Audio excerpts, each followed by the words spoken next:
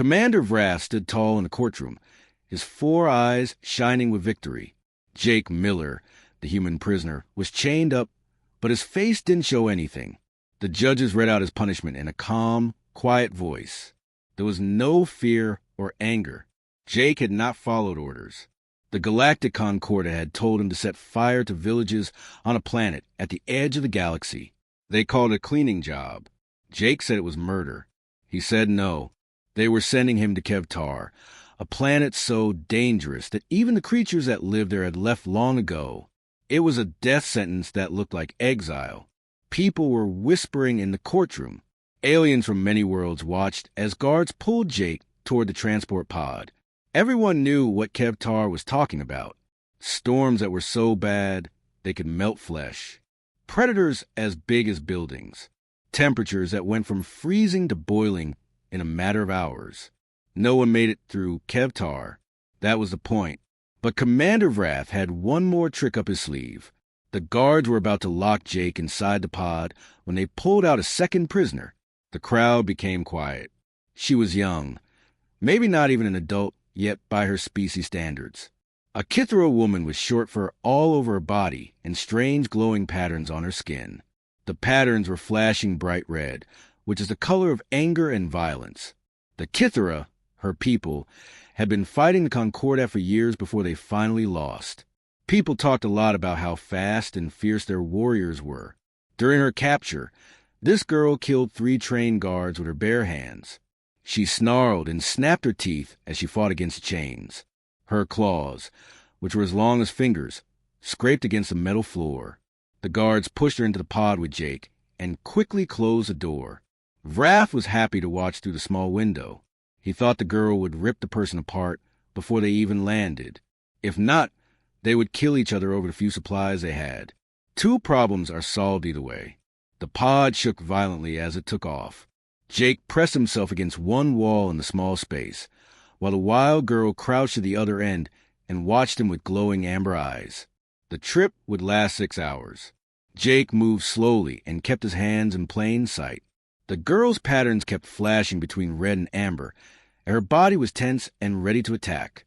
Jake thought the pod might break apart when it hit Kevtar's atmosphere because it shook so hard. The heat shield screamed. Then there was the impact. The pod hit the ground hard, bounced twice, and then slid to stop in a cloud of dust and smoke. Jake's ears hurt.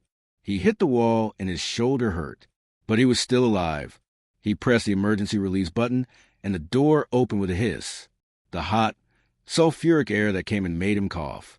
He fell onto red sand under a sky that looked like a bruise, purple and green and angry. The Kithera girl burst out of the pod just as he was about to take 3 steps. She moved so quickly that she closed the gap between them in a heartbeat. Her claws stretched out and pointed right at his throat. Jake's military training kicked in. He turned to the side, letting her speed carry her past him. She turned in the air and came at him again. Jake didn't take the small knife out of his boot, though. He didn't hit him. He just blocked, ducked, and dodged. The girl was so fast that he had never faced anyone faster. But she was also crazy and unfocused. She fought out of pure anger, not strategy. The girl started to slow down after what felt like a long time, but was probably only a few minutes. Her attacks weren't as sharp anymore. She was breathing hard, and the patterns on her skin were getting less bright. Jake stepped back toward the pod to give her room. She was ready for him to attack again, but he just sat down with his back against the warm metal. Jake took out the small survival pack they had left in the pod from his pocket, a water recycling system, some basic medical supplies, and an emergency shelter kit. Not much for a world of death. He put everything out on the sand and counted it. The girl stood about 20 feet away and watched, her head tilted in interest. The sun, or suns, Jake saw that there were 2 of them, began to go down. The temperature dropped quickly. Jake got up slowly and began to take the emergency shelter apart. It was made for 1 person and was only big enough for him to lie down in. He worked carefully, pushing the support stakes into the hard ground. He froze when he heard a noise in the distance. It was deep and rumbling, like rocks grinding against each other. A big thing, something that is hunting. Jake looked over at the trees. If you could call them that, they looked more like huge, sharp, and twisted crystals that were growing out of ground. The girl from Kithra heard it too.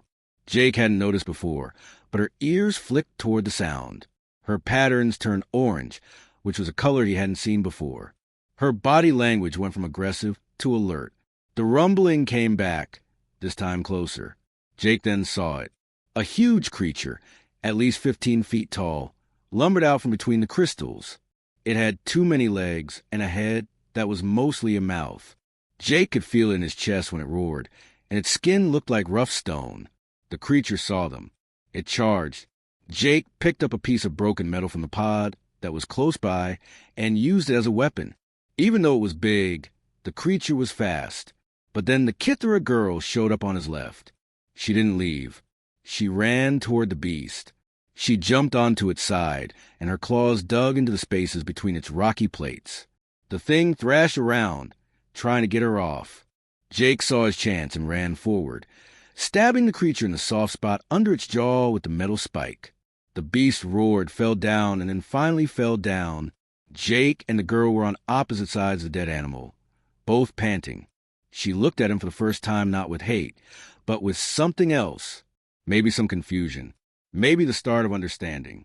Jake finished putting up the shelter as the first moon rose and lit up everything with silver light. The girl was gone from the crystal forest. He didn't think he would see her again. But as he crawled into the small shelter and tried to ignore the cold and the strange sounds of Kevtar's night, he saw amber eyes watching him from the dark. She was still there, but she was keeping her distance. Jake closed his eyes, knowing that tomorrow would bring new problems. But for tonight, he was still alive against all odds. And she was too. The first week on Kevtar was like living on the edge of a knife. Jake woke up every morning hoping the Kithra girl would be gone. Or worse, that she would be standing over with her claws ready. But she was always there, somewhere far away, watching him like a ghost. Jake was always doing something. Thinking about being stuck on a death planet while sitting around was a quick way to go crazy. He found a place near the pod where water seemed to gather after the short rains in the morning. He made a simple collection system out of pieces of the pod's hull and a filter made from his ripped shirt and some sand. It wasn't perfect, but it gave him water that was safe to drink. The girl paid attention to everything he did. At times, she would be 50 feet away, sitting on top of crystal formation. Sometimes he could see her moving through the strange forest. She never got close, but she also never left. They were like two magnets that couldn't touch but couldn't get away from each other. Jake did something different on the fourth day. He had caught a small animal that looked like a lizard but had 6 legs. He made a small fire and cooked it. Then he ate half of it. He put the other half on a flat rock about 30 feet from his shelter. After that, he went inside and waited. The meat was gone after an hour. Jake found 3 strange fruits on the same rock the next morning. They were purple apples with hard shells. He carefully opened one, smelled it, and took a small bite. It tastes sweet, but it has a strange, spicy aftertaste. It's not poisonous. She was giving him food now. This careful dance went on for days. Jake would leave meat that was already cooked. She would leave behind fruits or roots she had found. They were feeding each other without ever getting close to each other. Even though it was slow, it was progress. On the 8th day, everything changed. Jake was strengthening his shelter when he heard a noise that made him shiver. It was not like the usual roars and howls of the animals in Kevtar. This was closer and more aggressive.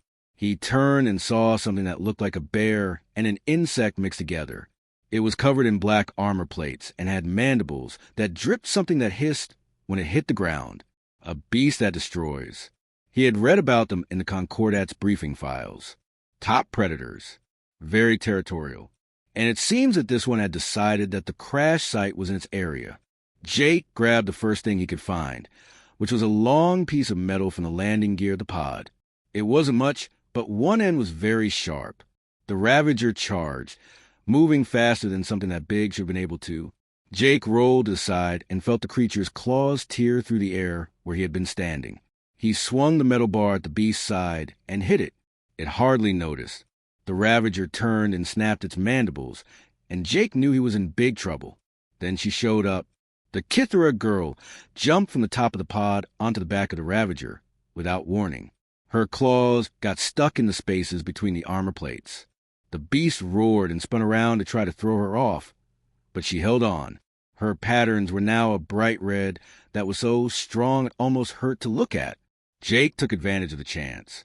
He stabbed the Ravager in the soft spot where its leg met its body while it was busy with something else. Blood that was dark sprayed out. The girl bit the back of the creature's neck, and her teeth found something important. The Ravager fell down and made a horrible gurgling sound. They stood on opposite sides of the dead animal, both covered in blood and breathing hard for a moment. This was the closest they had been since the first day. Jake could see her well now. She was shorter than he had thought, maybe 5.5 feet tall. Young for sure. Her fur was a mix of silver and dark blue, and the glowing patterns on her arms and face looked like living tattoos. She was hurt too. Her own blood was running down her leg this time. The claw of the Ravager made a deep cut from her knee to her ankle. Jake moved slowly, very slowly. He raised his hands to show that he didn't have any weapons. Then he pointed to her leg and the medical kit that was next to the shelter. She watched him with her body tense, ready to run or fight, but she didn't leave. He got the kit and moved closer, step by step. She growled, a low rumbling sound from deep in her chest, when he was about 10 feet away. Jake stopped and sat down on the ground to look less scary. He opened the kit and showed her each item, like the antiseptic spray and the bandages. Her growl stopped.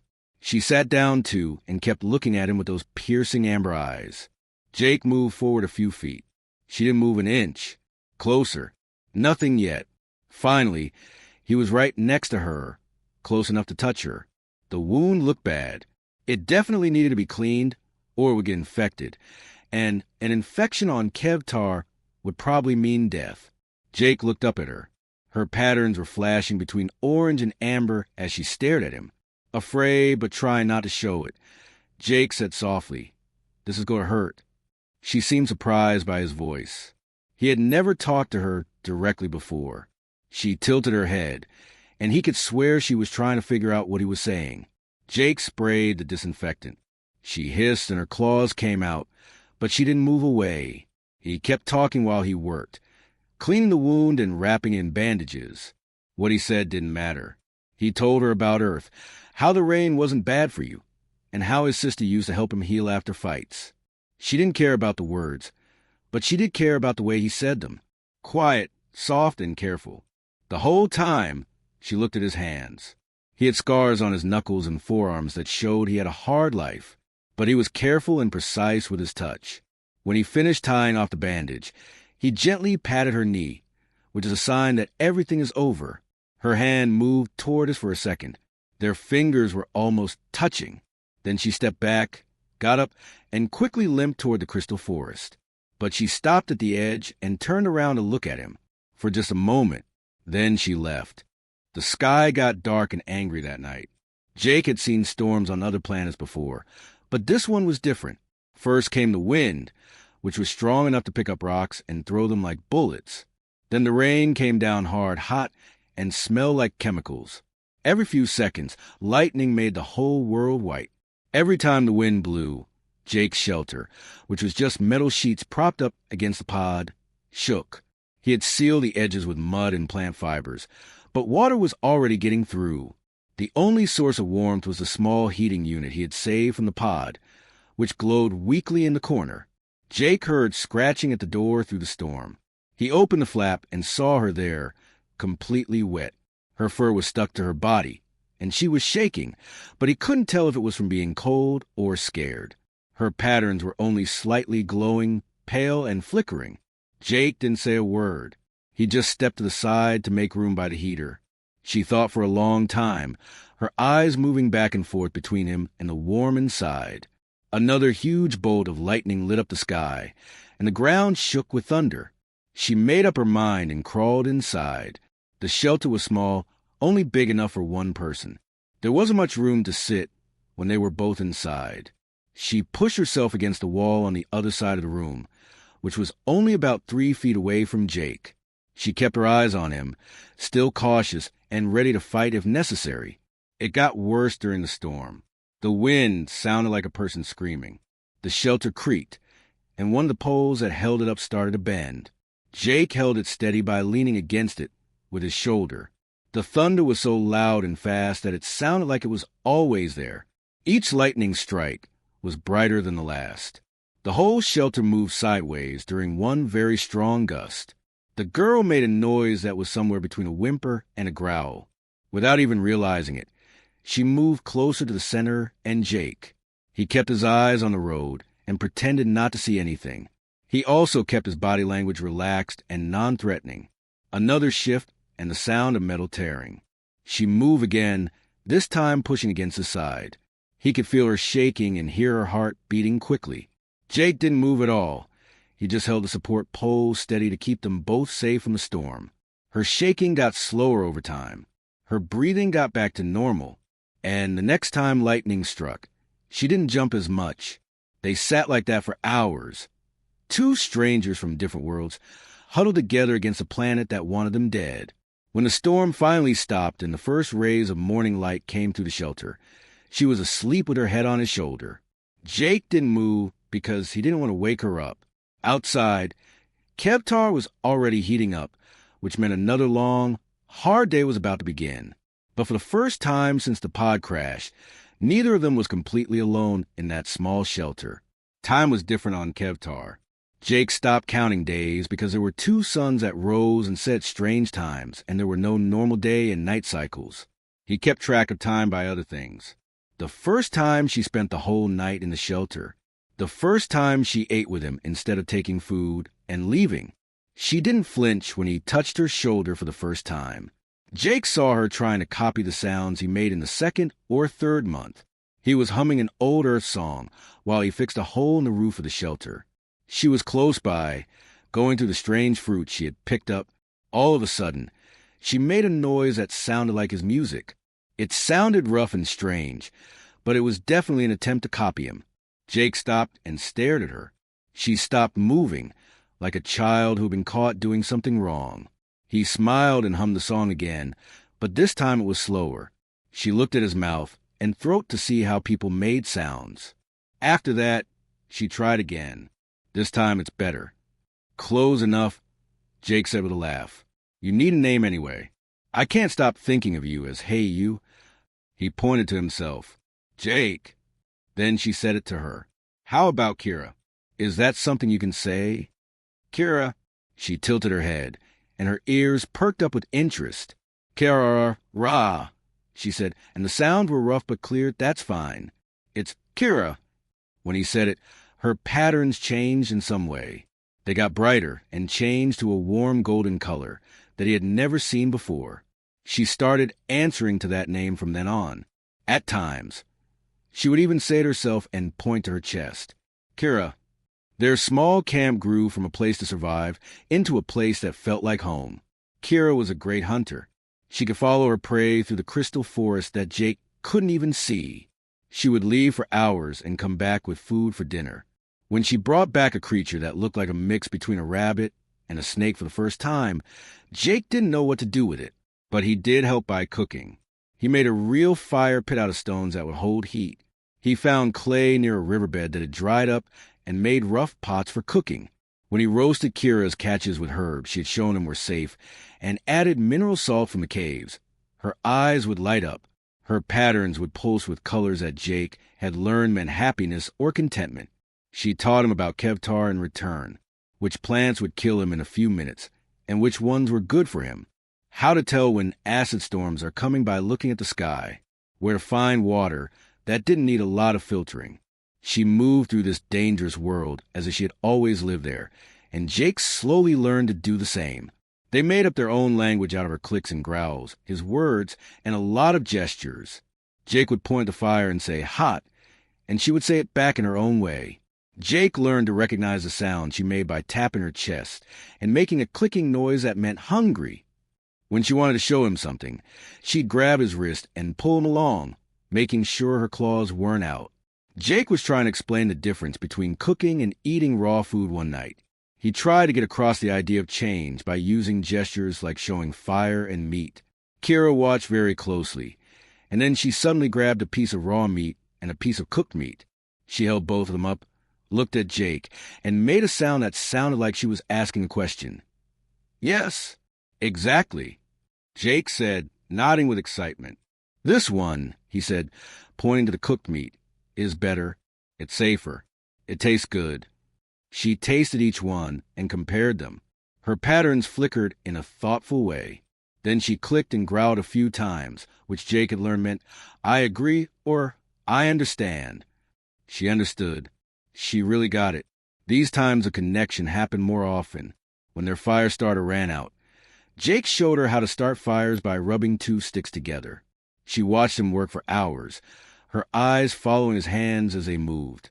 After that, she tried it herself. She tried dozens of times, and Jake could see how angry she was getting as her patterns got darker, but she didn't stop trying. When she finally got a spark and the tinder caught, she made a sound that Jake had never heard before. It was like a laugh and a chirp together. Jake thought they had been together for about 4 months when the disaster happened. He had been feeling sick, tired, and achy for a few days. He thought it was just the stress of living on a world where everyone dies. One morning, though, he woke up and couldn't get out of his sleeping bag. His whole body felt like it was burning. Kira found him like that, shaking even though it was hot and having trouble seeing. Her patterns flashed through colors quickly, and she made worried sounds. Jake tried to tell her he was okay, but what he said didn't make sense. After that, he passed in and out of consciousness. Later, he would only remember bits and pieces. Kira's face was close to his, and her cool hands were on his burning forehead, water being put to his lips. The sound of her driving something away from the shelter, with her battle cries mixing with the roars of whatever was trying to get in. The fever got worse. Jake's fever got so high that he started to see things that weren't there. He saw his family, his home on Earth, and all the people he had left behind. He saw the villages that the Concordat had told him to burn, and the faces of the people he had saved by saying no. In a nightmare soup, everything mixed together. Kira stayed through it all. She could have gone. Should have really gone. She knew how to survive on her own in Kevtar, and Jake was just a burden who was probably infected with a parasite that would kill him in a few days anyway. But she didn't leave. She kept the fire going, even though Jake had always done that. She brought him water from their collection system and held his head up so he could drink. When scavengers smelled sickness and came sniffing around, she fought them off with such ferocity that Jake would have been scared if he had been awake to see it. Jake's temperature rose to dangerous levels on the third night. He started breathing quickly and shallowly. Kira could feel the heat coming off his skin from a few feet away. She had done everything she could think of: water, cool cloths, and moving him to the shelter's shadiest area. Nothing worked. Then she did something that went against everything her kind knew to be right. The Kithra were naturally solitary and territorial. They didn't sleep in the same bed or look for comfort from other people. Kira, on the other hand, looked at Jake, who was dying from a fever, and made a choice. She lay down next to him and pressed her body against his. It seemed to help a little that she was cooler. Then she did something else, something deep and instinctive. A low, rhythmic sound came from her chest, purring, but not quite like a cat. It was deeper and vibrated at a frequency that seemed to resonate with Jake's bones. The purring did something. It could have been the vibration that helped him feel better, or it could have just been the fact that he wasn't alone. But Jake's temperature started to go down slowly over the next few hours. His breathing got better. The worst part of the crisis was over. The first thing Jake noticed when he finally woke up, not just from fever dreams, was warmth and a steady vibration. He was alive. Even though his head hurt and his mouth tasted like something had died in it, he was very much alive. Slowly, he opened his eyes. Kira was sleeping with her head on his chest and one hand holding onto his shirt. He had never seen her patterns glow a soft, peaceful blue before. That steady, calming sound of purring was coming from her. She looked different when she was asleep, younger in a way, and more open than she ever let herself be when she was awake. Jake realized that his hand was on her back, which it probably did while he was asleep. He could hear her breathing and feel the warmth of her body through her fur.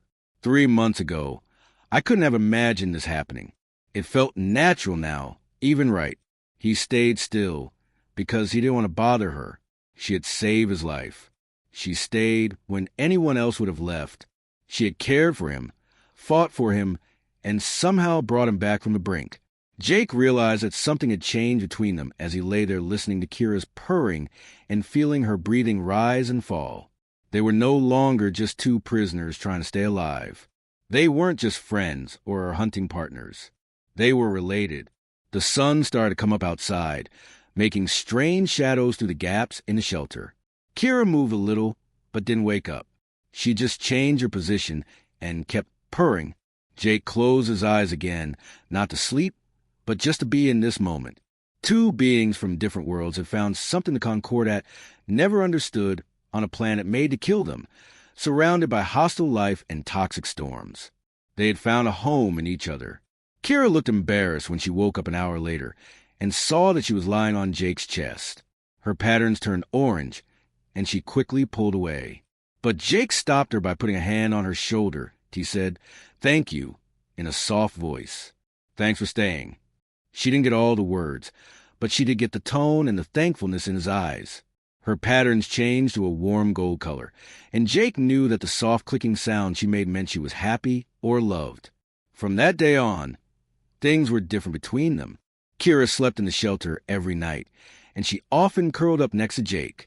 They worked together easily because they trusted each other deeply. Jake would hear that purring sound again when the nights got cold or the storms raged outside. He would know that neither of them would ever have to face this world alone. The second year on Kevtar changed everything. What had started as a desperate fight for survival turned into something more like living. Jake and Kira weren't just getting by anymore. They were making a life. Their camp had turned into a real town. Jake had built a bigger shelter out of materials he found in the pods and things he found nearby. It had separate areas for sleeping, storing things, and even a workshop where he worked on broken tech. Kira had set up a perimeter with certain stones and plants that local predators didn't seem to like. They had made something together that neither of them could have done alone. Kira's ability to understand human language had grown beyond just words. She could now understand Jake's longer explanations, even if she couldn't always answer them in kind. Jake had also learned how her people did things. It wasn't random that she put things in certain patterns. It was a kind of prayer or meditation. The clicks she made weren't just for talking. They also showed emotion and nuance that words can't always do. Now they had set times for things. In the mornings, Kira would lead the way and Jake would follow, learning how to read the signs she showed him. Jake would cook and tell stories at night while Kira listened.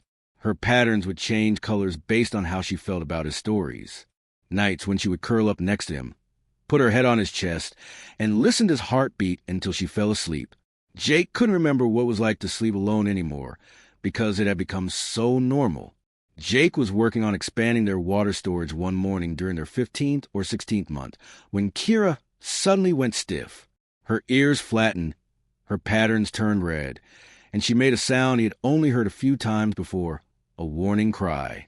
Jake looked up and saw it, a ship breaking through the atmosphere of Kevtar.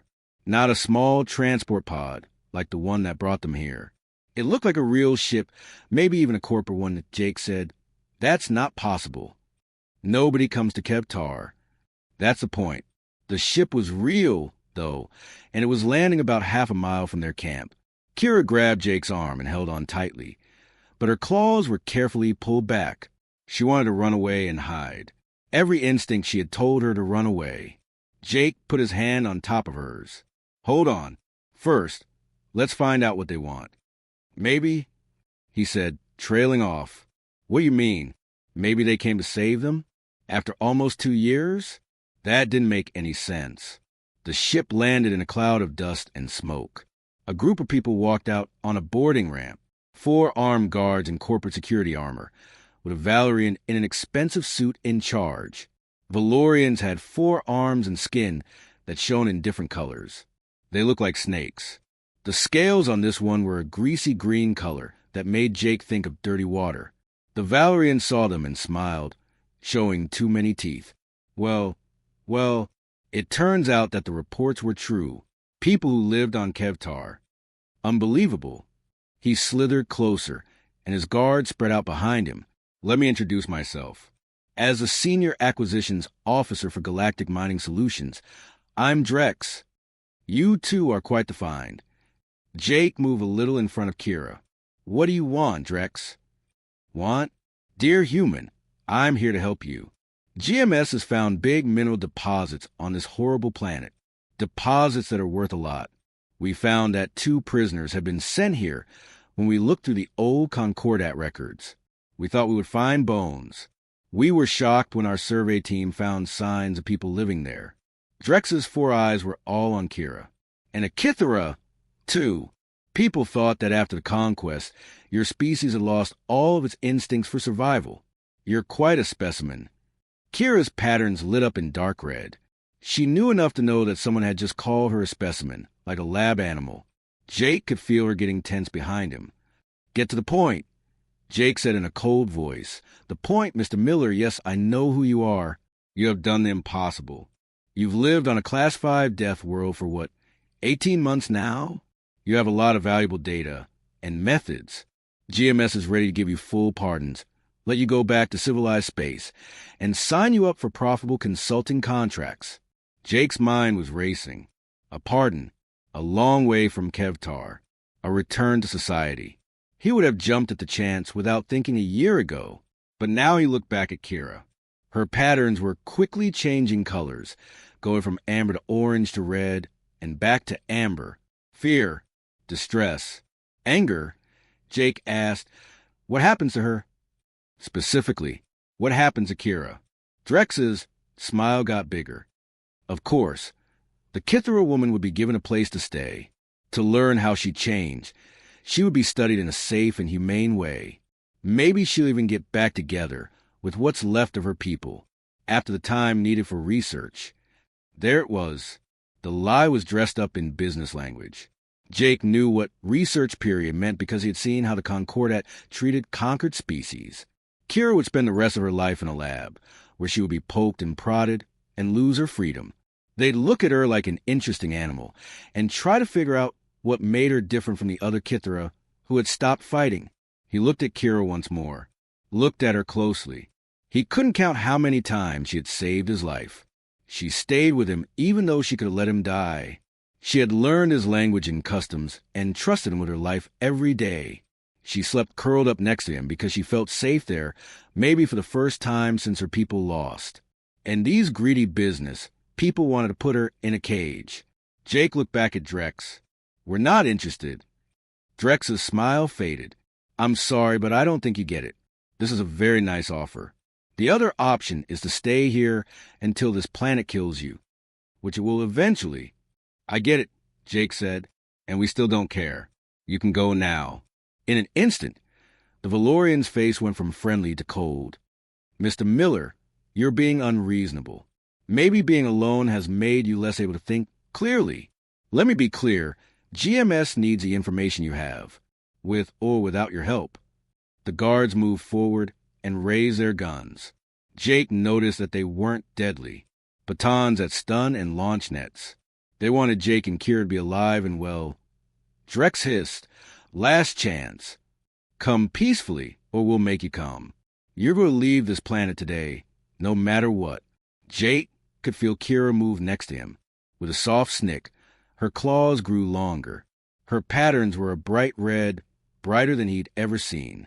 She wasn't going to let them take her without a fight, and Jake knew she would die trying to stay free if that was what it took. But she didn't have to die. Jake had also learned a few things in the last 18 months. Do you know what your problem is, Drex? Jake said, his voice calm even though his heart was racing. You think we're still the same prisoners that the Concordat left here. Broken, weak, easy to control. He picked up his staff, which was a piece of reinforced metal that he had shaped and balanced over months of practice. Kira got into a fighting stance next to him, her movements smooth and ready. Jake went on, but we're not prisoners anymore. We're still alive. And you just made the mistake of threatening our home. Drex laughed, and it sounded like water gurgling. Your house? This death trap? You're crazy. Take them, security. Force that doesn't kill. The company wants them to be safe. The guards ran forward. Corporate security trainers would later look at what happened next as an example of catastrophic underestimation. The guards were professionals who had received a lot of training and had the right tools, but they had only practiced for normal combat situations. They had never fought a human, and Kithra, who had spent 18 months learning how to fight as one against a planet that was trying to kill them every day. Jake bent down and used his staff to knock the first guard's legs out from under him. Kira jumped over Jake, who was crouched down, and landed on the shoulders of the second guard. Her claws found the weak spots in his armor with the skill of a surgeon. The guard fell down, shocked but still alive. The third guard shot his net launcher. Jake rolled to the side, and the net caught nothing. Kira was already there, and her speed made it hard to keep up with her. She grabbed the launcher and twisted it, making a loud noise as the metal bent. The guard fell back and grabbed his stun baton. Jake and Kira acted like they could read each other's minds. Kira was already covering the other side when Jake attacked from one side. Jake made an opening for Kira when she needed one, without being asked. They had fought together against Ravager beasts, pack hunters, and even the planet itself. For security guards from the company weren't even a problem. All 4 guards were on the ground, groaning, and unarmed in less than 2 minutes. Jake and Kira stood in the middle, hardly out of breath. Their years of survival had made them stronger than the Concordat's comfortable society could ever be. Drex looked at them with shock in his 4 eyes. "Not possible," he said softly. "You're just a person and a broken Kithra." Kira stepped forward, her patterns shining brightly. She spoke, and even though her voice was rough, it was clear. Jake had taught her these words just for times like this. "Not broken." Jake moved to stand next to her and put his hand on her shoulder as a sign of support. "You came here looking for victims, but we are no longer victims. We are partners. We are related, and we're not going anywhere." "You can't," Drex said. "This world will kill you one day." "Maybe," Jake said, "but it'll be up to us. Not yours. Ours, not the Concordats. Get back in your ship and go now. Let your company know that Kevtar is busy. Tell them that we won't be as nice next time they come back." Drex looked at his security team, who were groaning, and then back at Jake and Kira. His face made it clear that he was doing the math. He could ask for help, but that would cost a lot of money and be embarrassing. It would be better to say that the planet was too dangerous and that the survivors were crazy and wouldn't help. Drex threatened, "GMS will hear about this," as he slithered back to his ship, with his guards limping behind him. "You're making a big mistake." "No," Jake said, looking at Kira and seeing the fierce pride in her glowing patterns. He was sure he had made the right choice. "I really don't think I am." The ship took off, and its engines burned the ground. Jake and Kira saw it go away into Kevtar's strange sky. Kira leaned against Jake when it was over, tired not from the fight, but from all the stress. Jake put his arm around her shoulders. "Come on, let's go home." They walked back to their settlement together, leaving the guards' weapons where they had fallen. They didn't need them. They had something better. They had each other, and that was enough on a planet that wanted them dead. The fight only lasted 3 minutes, but those 3 minutes changed everything. Jake and Kira moved together like they had been fighting together their whole lives. Kira was already in the air when Jake swung his staff low. She used his shoulder as a springboard to jump at the guards. Jake was there to watch Kira's back when she fought one of her opponents. They didn't have to talk to each other. Just a look, a change in position, or even a small change in breathing was enough. The first 2 guards fell quickly. The third person was able to shoot Kira with a stun baton, but she twisted in the air and the electricity went by her without hurting her. She fell on his chest and knocked him to the ground so hard that he couldn't breathe. Drex made the choice to stop watching and start participating at that point. The Valerian took something out of his suit that made Jake's blood run cold. A military-grade neurodisruptor that could turn someone's brain into soup. Most of the galaxy thought those were wrong, even the Concordat. But companies had their own set of rules. Drex aimed it right at Kira's back.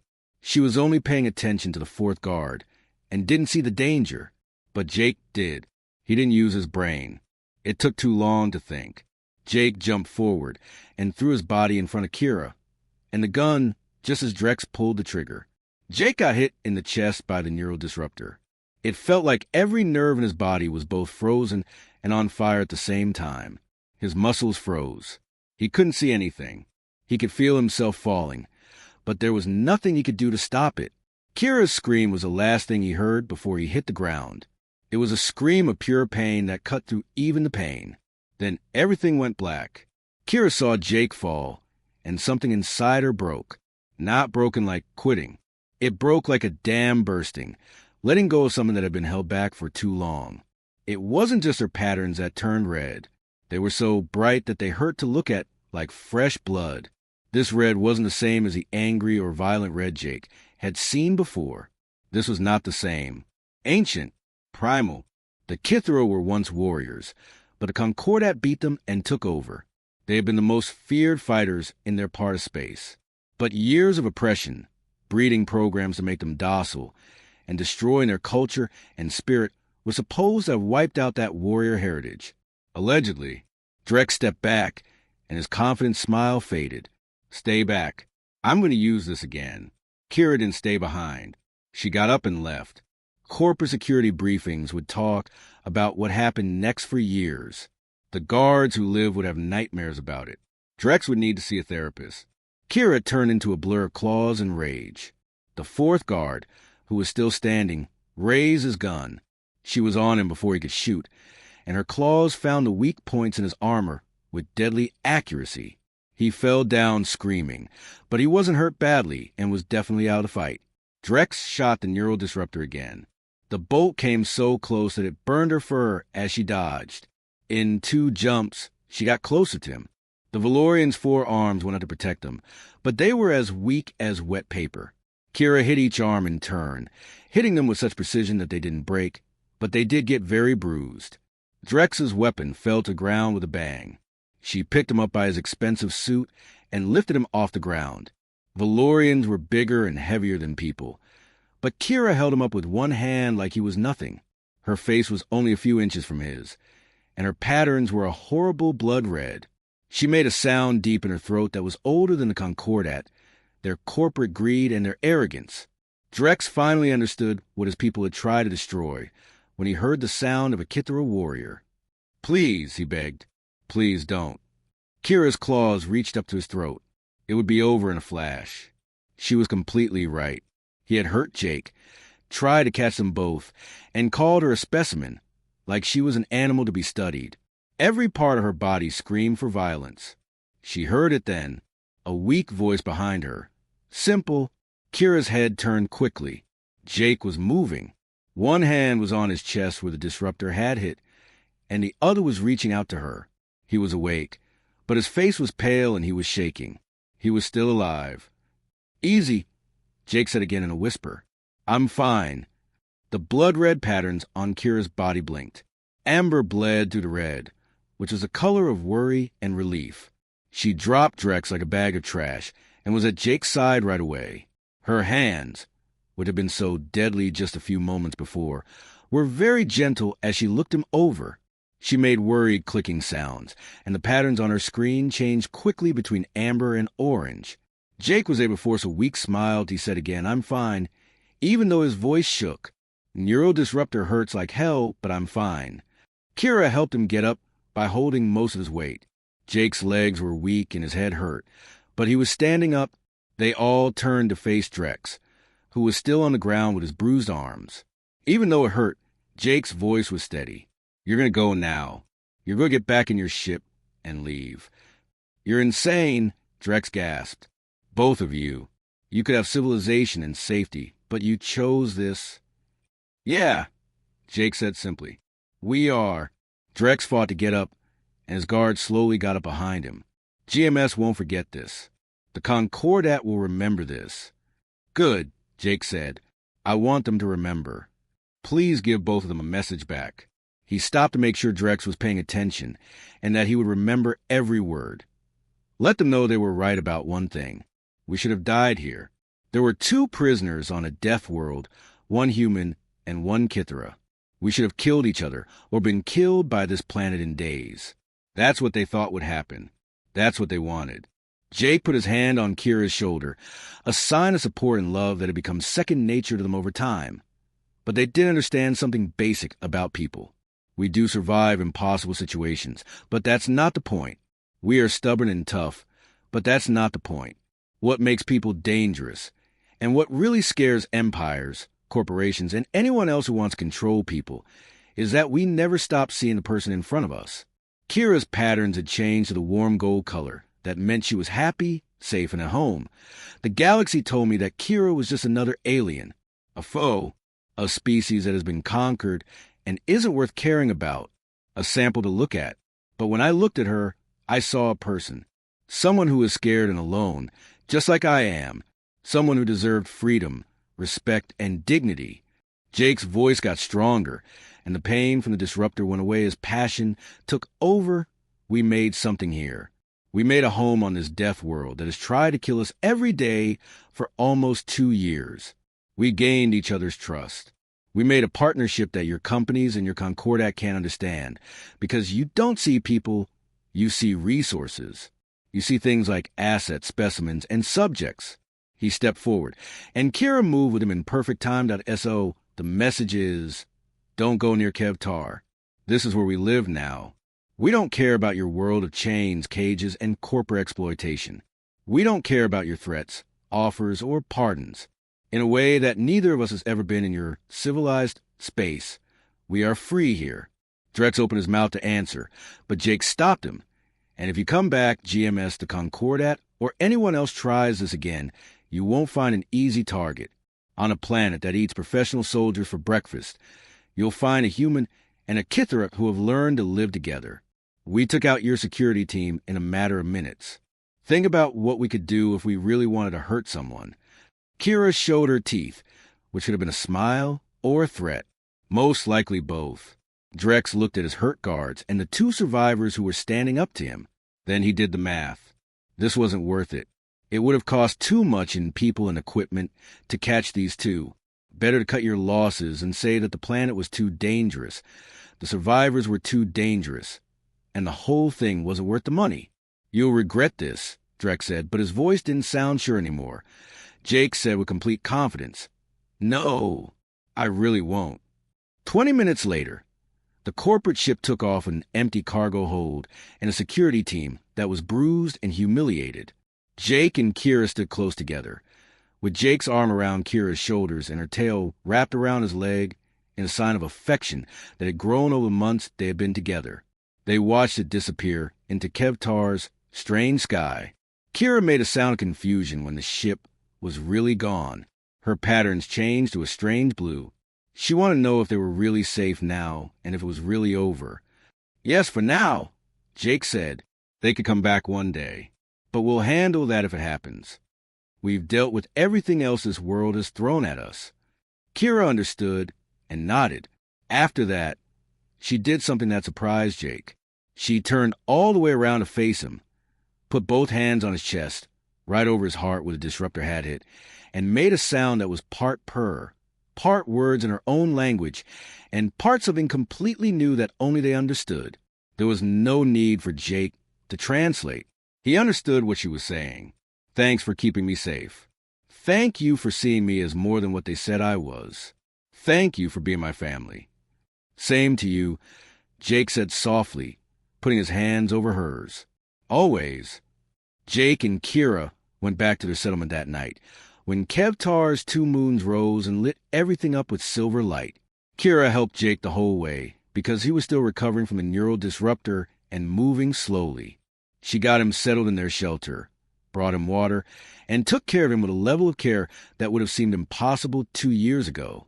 Kira curled up next to Jake when the pain had gone down to a manageable level, and he was lying down. Her head rested on his chest, right over his heart, just like it always did. The deep purring began, the sound that saved him from death during his fever and meant safety, home, and happiness. Jake's hand was on her back, and he could feel her breathing and her body relaxing as she fell asleep. Something roared in the distance outside.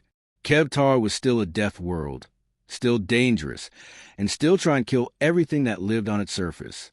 But inside their shelter, two beings of the galaxy had thrown away had found something that was worth more than all the corporate credits or concordat pardons in the universe. They had found each other. Jake looked up at the ceiling of the shelter and smiled as he listened to Kira purr and felt her warmth against him. The concordat had sent them here to die. They had learned how to live instead. Not just get by, but really live with purpose, meaning, and connection. The galaxy had tried to tell them that they were enemies, that their species were too different, and that they couldn't work together. The galaxy was wrong. Jake whispered to Kira, who was sleeping, "We did it. We really did it." Her purring got a little louder, and even when she was asleep, her patterns glowed that warm, peaceful gold. Outside, Kevtar storms were gathering on the horizon, promising another day full of problems and risks. Jake, on the other hand, wasn't worried. They would face whatever came together. A person who wouldn't stop seeing people as people, and a Kithra who remembered what her people had forgotten. That freedom was worth fighting for. There were two exiles who built a home on a death world that no one else could tame. That was more than enough.